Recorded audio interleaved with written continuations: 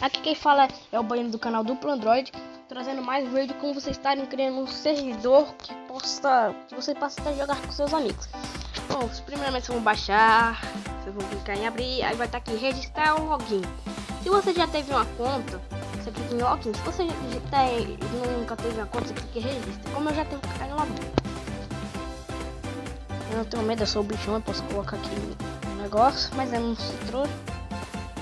Eu vou estar colocando um negócio preto, né, velho? Porque não quero que ninguém saiba comer a minha senha, porque pode me invadir no negócio. Vou dar aqui login. Você pode estar logando via Google+, Twitter.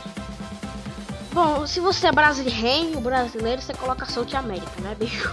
Agora se você é lá gringo, você coloca o nome do servidor, sei lá como você é. Espera que carregar Tony Raiz da Nest, tá. Aí deu essa merda aqui porque o meu tá bugado. Aí você vem aqui, ó, nesse negócio aqui, ó. Você clica no negócio mais, você vem criar carta de jogo. Aí você escolhe o nome do seu quarto, o nome do nome do servidor.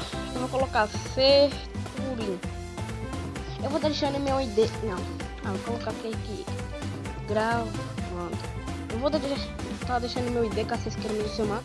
Aí se você vem aqui, ó, número máximo de jogadores. Você pode escolher 1, 2, 3, 4, 5, 6. Só vai até o 6. Aí você escolhe o que você quer. Tipo, você quer jogar 2, você coloca 2.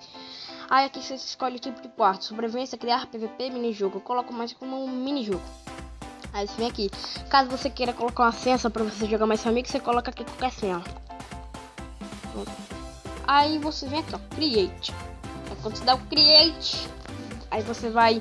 Aí tá acontecendo. Vai ter chat de voz. Como já disse tudo, no meu não tá querendo ir porque no meu não tá muito bugado, mas no seu a primeira vez vai ser assim. Então esse foi o tutorial, valeu, falou e fui!